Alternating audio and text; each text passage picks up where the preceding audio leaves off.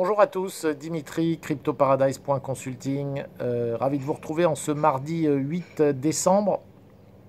Un petit peu en retard. Normalement, je vous retrouve le lundi pour cette vidéo qui est la traduction de ce qui s'est dit lors du dernier entretien d'Alex Mashinsky, fondateur de Celsius, lors de ses entretiens du vendredi, où il répond à toutes les questions des internautes et où il commence ses entretiens par une série de points qu'il balaye et qui sont souvent d'importance.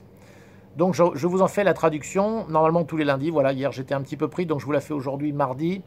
Donc voici ce qui s'est dit lors de ce point, que vous pouvez d'ailleurs retrouver sur la chaîne YouTube de Celsius, bien sûr.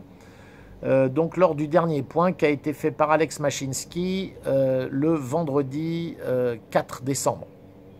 Donc d'abord, il a rappelé que si vous souhaitez vendre ou acheter des sels, il le fait à chaque semaine. Il vous rappelle qu'au lieu de le faire sur les plateformes, ce qui a pour effet de faire bouger fortement les cours, vous pouvez le faire en vous adressant directement à otc@celsius.network.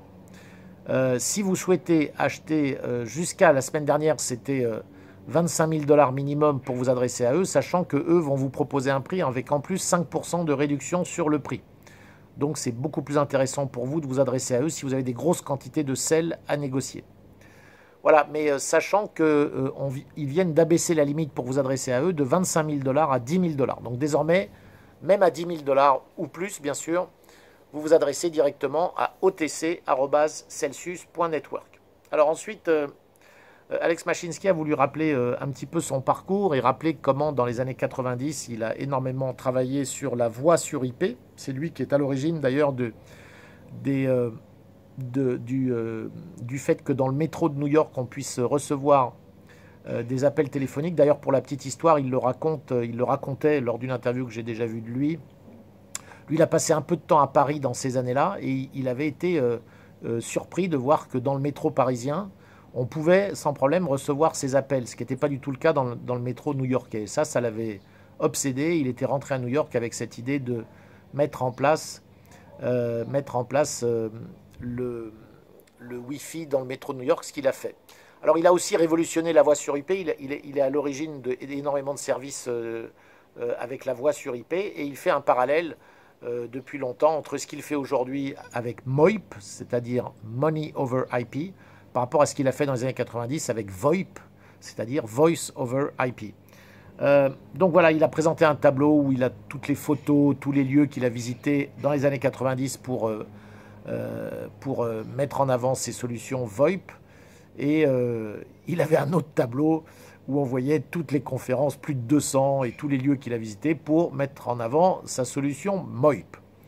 Alors voilà, c'était un petit peu intéressant de voir que le parcours est évidemment semé d'embûches, hein, et comme il le rappelle, les compagnies de l'époque, les grandes compagnies téléphoniques, ne l'ont pas du tout accueilli à bras ouverts. Hein. Donc il dit, vous imaginez bien que si j'ai eu des problématiques dans les années 90 avec les compagnies de téléphone, imaginez aujourd'hui qu'on s'attaque au système mondial de l'argent, qui est quand même le cœur de tout. Imaginez qu'ils vont se laisser faire comme des gentils et des dociles petits agneaux est un doux rêve. Évidemment que c'est un parcours compliqué de faire venir et de faire comprendre aux gens et de surtout leur faire adopter autre chose que les banques. Les banquiers vont se défendre becs et ongles. Voilà. Alors, il a ensuite abordé le Covid et il a voulu rappeler que malgré toutes les problématiques liées au Covid, hein, surtout aux États-Unis, on le sait bien, le Covid est aussi pour lui un point positif, c'est-à-dire une accélération. Ça a permis l'accélération de l'adoption, non seulement des crypto-monnaies, mais de tout ce qui est digital, comme tout le monde s'en rend compte. Donc on assiste à une transformation de l'économie et le Covid est un accélérateur de ça. Donc on peut le voir comme une grosse opportunité pour chacun de se transformer dans cette nouvelle économie. Vous êtes aujourd'hui forcé de vous réinventer, que vous le vouliez ou non. Soit vous restez bloqué dans votre ancienne vie, si vous aviez un boulot, etc., mais dans lequel vous allez finalement être dans l'économie qui, elle, est en totale perte de vitesse, soit vous prenez le train de l'économie qui est en totale croissance et qui est évidemment l'économie digitale plus généralement, et bien sûr, les crypto-monnaies en font partie. Donc, devenir un spécialiste des crypto-monnaies est quelque chose, un spécialiste ou en tout cas un connaisseur, est quelque chose qui vous fait déjà sortir du lot de 99% de la population qui aujourd'hui ne sait même pas ce que c'est une crypto-monnaie. Voilà, ensuite il a un peu balayé les divers articles qu'il a écrits cette semaine. Il y en a eu qui sont parus sur divers relais et sites internet. Il rappelle que dans une interview de Kitco qu'il a fait encore cette semaine, il rappelle que déjà depuis février, il avait prévu qu'à la fin de l'année, on irait sur un plus haut historique du Bitcoin, et il se trouve qu'il avait vu juste. Et il finit par vous rappeler la méthode Mashinsky. Vous vous rappelez, la semaine dernière, il en avait déjà parlé, et j'avais fait le détail des 7 points. Et bon, finalement, les 7 points, je pense qu'il s'était rendu compte après que c'était un peu confus. Donc voilà, il les rappelle là beaucoup plus succinctement et de manière assez claire. Alors, numéro 1, avoir un plan financier. Voilà. Écrivez, prenez 1 heure par semaine et regardez vos dépenses, regardez vos recettes et ayez un plan. Point numéro 2, l'indépendance financière, c'est votre capacité d'épargner et de faire travailler votre argent. Au lieu de travailler pour votre argent, laissez votre argent travailler pour vous. Et pour ça, il n'y a qu'une seule méthode, c'est l'épargne. L'épargne, l'épargne. Point numéro 3, réduire la dette à taux élevé et ne plus jamais l'augmenter. Donc évidemment, si vous avez des dettes type carte de crédit, Sofinco, blablabla, ou je ne sais quoi, bon, aux États-Unis, n'en parlons pas, vous savez que tous les Américains sont bourrés de cartes de crédit avec des dettes dépassant souvent les 15-20% de taux d'intérêt. Ça, faut dégager. Il dit, vous n'aurez jamais de succès si vous épargnez, mais qu'en même temps, vous continuez à payer des taux d'intérêt très élevés sur des cartes de crédit ou des dettes de ce genre-là. Donc d'abord, vous éliminez cette dette, ensuite vous épargnez. Point numéro 4, fructifiez votre épargne. Donc, à partir du moment où vous avez commencé ce cercle vertueux, lorsque vous allez faire une dépense dans un magasin, comme il dit, posez-vous toujours la question, est-ce qu'il vaut mieux que j'achète ce truc? Et comme il dit, je vous garantis que ce que vous achetez dès lors que vous sortez d'un magasin, ça ne vaut même pas la moitié, même pas 50% de ce que vous venez de payer pour. Si vous cherchez quelqu'un pour le racheter, vous n'en aurez même pas la moitié. Donc soit vous, au lieu de faire cette dépense, est-ce que cet argent, il n'est pas mieux mis de côté dans une épargne qui, elle, travaille pour vous? Donc fructifiez votre épargne. Point numéro 5.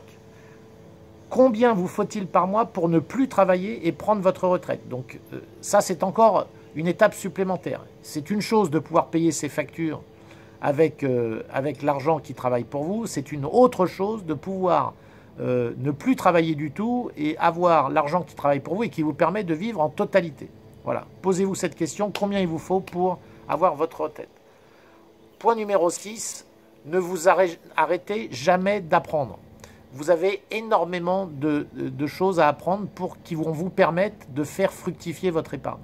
D'accord? Alors là, il aime dire qu'il n'y a pas que Celsius. Vous ne pouvez pas mettre tous vos œufs dans le même panier.